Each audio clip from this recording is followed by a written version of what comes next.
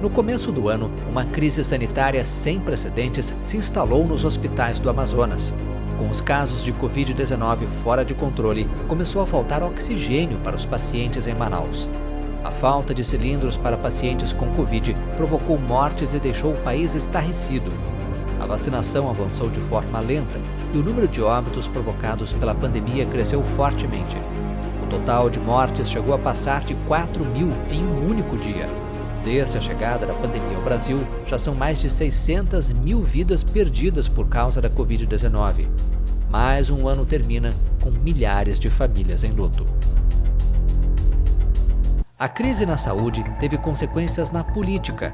Uma CPI no Senado foi aberta para investigar a gestão da pandemia pelo governo federal. Houve embates entre senadores a favor e contra o presidente Jair Bolsonaro. Depois de 6 meses de muitos depoimentos, polêmicas e bate-boca, a comissão chegou ao fim. O senador Renan Calheiros, relator da CPI da Covid, pediu o indiciamento do presidente Jair Bolsonaro por 10 crimes.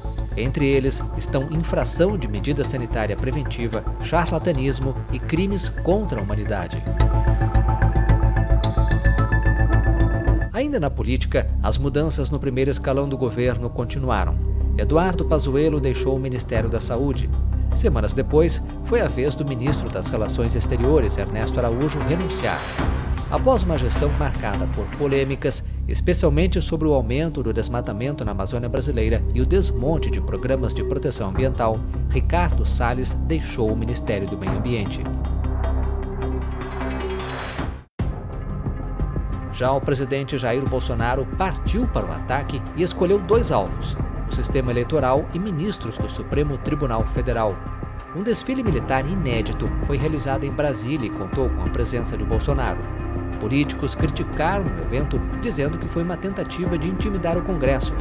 Na mesma época, os parlamentares discutiam uma proposta para modificar o sistema de votação eletrônica, alvo das críticas do presidente. A pauta pelo voto impresso acabou derrotada no Congresso. O STF e a Justiça Eleitoral abriram investigações contra o presidente, o que inflamou ainda mais sua retórica. No feriado do Dia da Independência, Bolsonaro buscou mobilizar seus apoiadores com manifestações nas principais cidades do país e redobrou os ataques contra as instituições e o sistema eleitoral do Brasil. Também afirmou que nunca seria preso. Dias depois, o ministro Luiz Fux, presidente do Supremo Tribunal Federal, garantiu que ninguém fecharia a corte e ressaltou que o desprezo pelas decisões judiciais por parte do chefe de qualquer poder configura crime de responsabilidade. Após a afirmação de Fux, Bolsonaro divulgou uma nota intitulada Declaração à Nação. No texto, explicou que nunca teve intenção de agredir quaisquer dos poderes e acrescentou que suas palavras contundentes decorreram do calor do momento. Na economia, 2021 foi marcado pela inflação acelerada e a alta dos juros. A alta dos preços obrigou o Banco Central a aumentar a taxa básica de juros, a Selic, o que prejudicou a retomada do crescimento. O dólar continuou forte em relação ao real, o que também impactou os preços, como o dos combustíveis. Caminhoneiros ameaçaram com greves. Risco fiscal e crise entre os poderes da República fizeram os analistas rever as projeções. O ano, que começou com expectativas promissoras, terminou com incertezas. A Bolsa Brasileira bateu recordes em junho. Depois, caiu com força em meio à aversão ao risco. Mais um ano termina com notícias negativas sobre o meio ambiente. O desmatamento na Amazônia brasileira aumentou quase 22% entre agosto de 2020 e julho de 2021 em relação ao período anterior, marcando um recorde nos últimos 15 anos.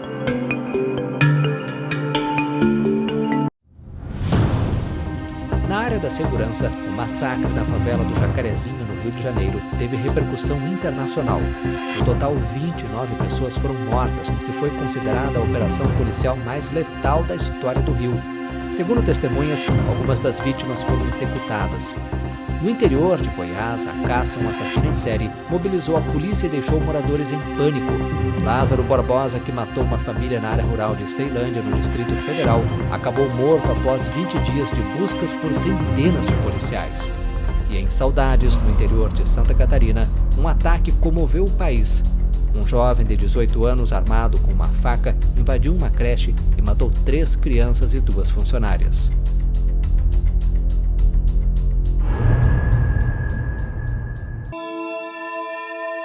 O ano de 2021 foi de perdas na política e no mundo artístico. O prefeito de São Paulo, Bruno Covas, sucumbiu à batalha contra um câncer e morreu aos 41 anos. O pianista Nelson Freire morreu aos 77 anos no Rio de Janeiro.